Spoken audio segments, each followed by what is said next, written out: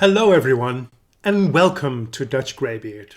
I find some of my videos I made in the early days of this channel difficult to watch. The content is still relevant, I think, so I decided to remake a couple of them.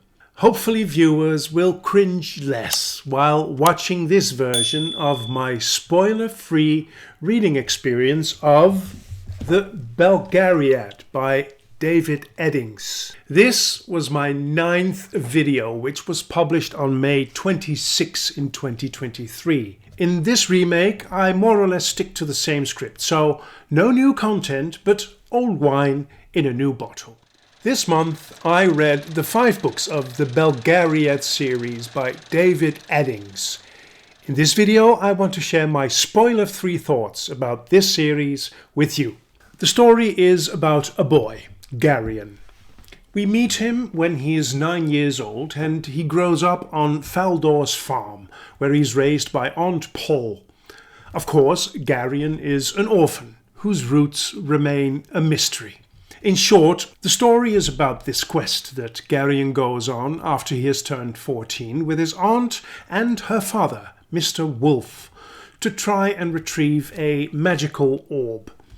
This has been stolen by a servant of the evil god Torak. The party that expands with other characters tries to find the thief, but along the way their goal changes. They eventually retrieve the orb, and from then on they are bound for the ultimate fight with Torak, which will decide the fate of the universe in all eternity to come. Nothing more, nothing less. These books give me a very strong young adult vibe. Overall, I very much enjoyed reading them, and I got through them pretty quick.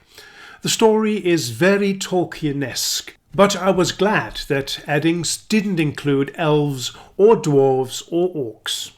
He introduces several weird monsters, but they don't really do much story-wise. Very Tolkien-esque is the fact that the western part of the world is good and the east is evil. I even stumbled upon an almost exact quote from The Lord of the Rings.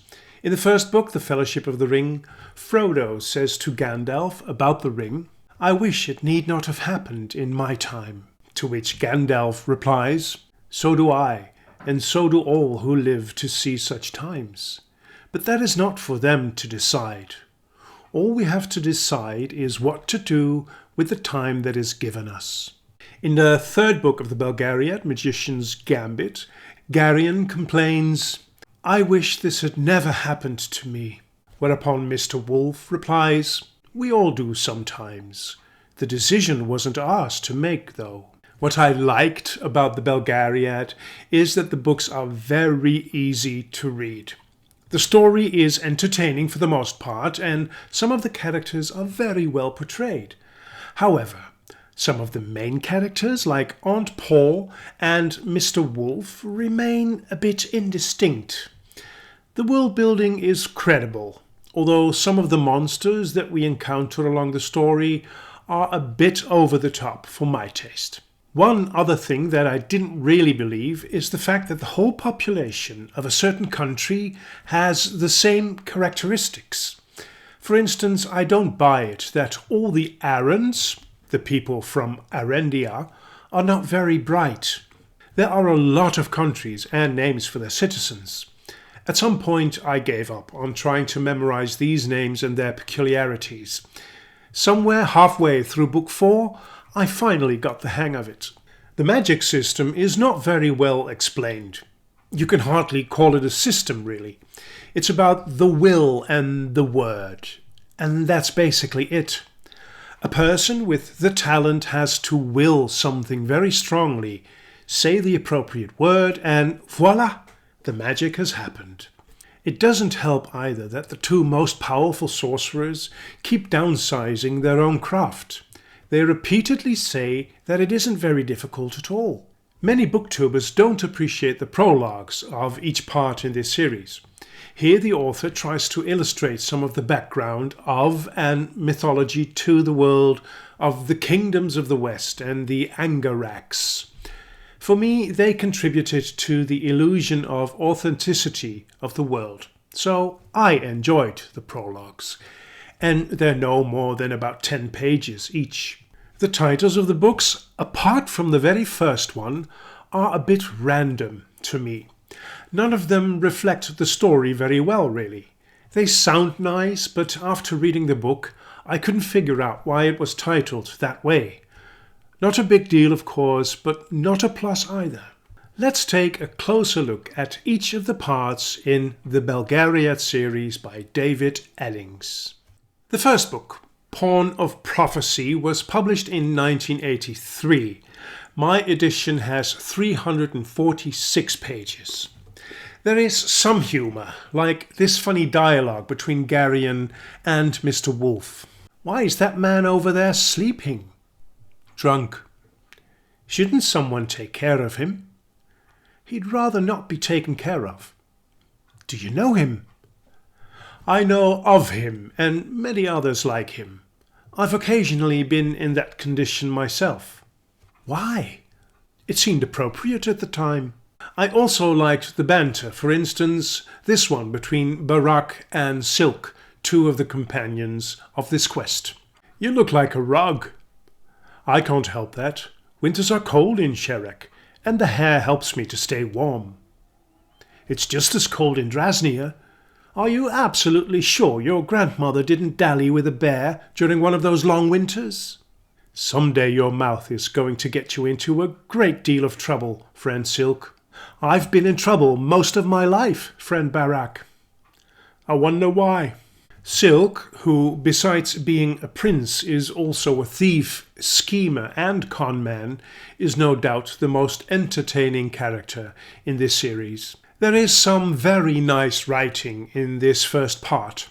At times, Eddings captures a whole world in one single sentence, like when Garion is growing up. Though he had until then considered her to be more an inconvenience than a genuine playmate, quite suddenly he began to notice Zubret, or this profound statement. Who's to say what is only a story and what is truth disguised as a story? I rated Pawn of Prophecy with 73 points out of 100. Like I said, nice and fun to read, but nothing groundbreaking.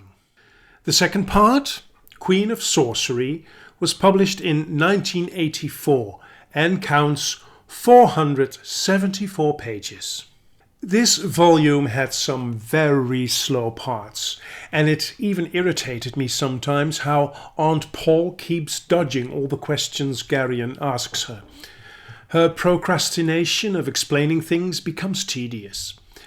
Garion voiced my thoughts very well when, after one of his questions to Aunt Paul, he says, "This is another one of those things you aren't going to tell me, isn't it?" The first 2/3 of this book really tested my reading resolve. There is travelling, an attack, travelling, an attack with hardly any development going on in between. But thankfully, after about 300 pages, the pacing of the story is picked up, making this a fun read in the end. One of the things I experienced in this book is that the talking about the two prophecies occasionally reveals too much of the plot, so that before an event occurs, I'd already pretty much guessed its outcome. Queen of Sorcery scored 71 points out of 100.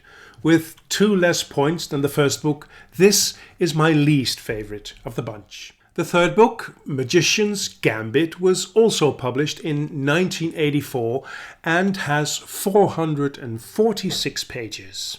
In this book, the quest becomes more and more clear. The stakes are high because it involves the entire universe. It seems that a very long time ago a mistake occurred, which set the purpose of the universe off in 2 separate lines of possibility. Garion, who of course is the destined hero of this story, has to bring the direction of the universe back to its intended course. From since he was a young boy, he had this inner dry voice that sometimes speaks to him. One of these inner dialogues strongly reminded me of the profound wisdom from the books of Neil Donald Walsh. Walsh converses with God, and he or she turns out to be quite different than what religions have told us during the past centuries. Questions about free will, destiny, and purpose are discussed in great depth. In that same vein, Garion's inner dry voice, who further on in the story turns out to be one of the prophecies, tells him that he doesn't know if Garion will succeed in his destiny. I know what's supposed to happen, not what will. A line of possibility has a kind of purpose. To have a purpose, there has to be awareness of that purpose.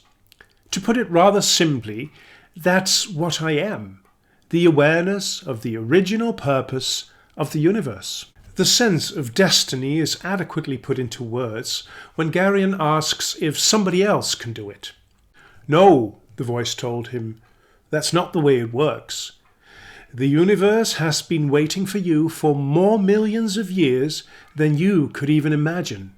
You've been hurtling toward this event since before the beginning of time. I gave Magician's Gambit 72 points out of 100. Unfortunately, this book is also a bit of a drag now and then. The story continues very slow, and at times I wondered if reading this was worth my while. But exactly as happened in Book 2, just at the right time, the story picks up again. Book number 4 is Castle of Wizardry, published in 1984. It has 444 pages.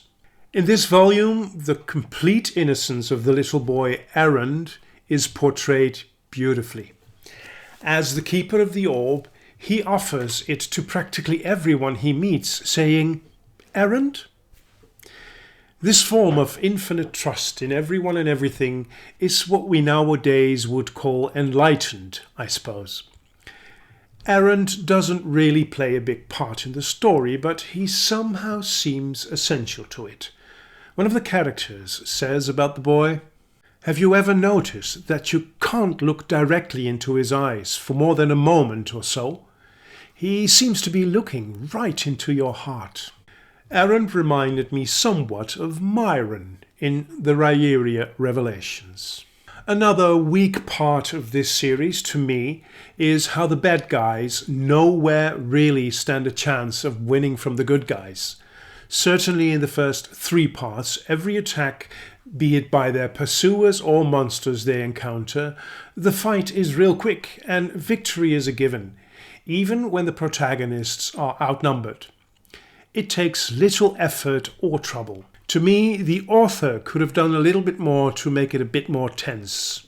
Also, the war for which Chenidra, the Dryad and Princess, assembles a huge army remains a bit unclear.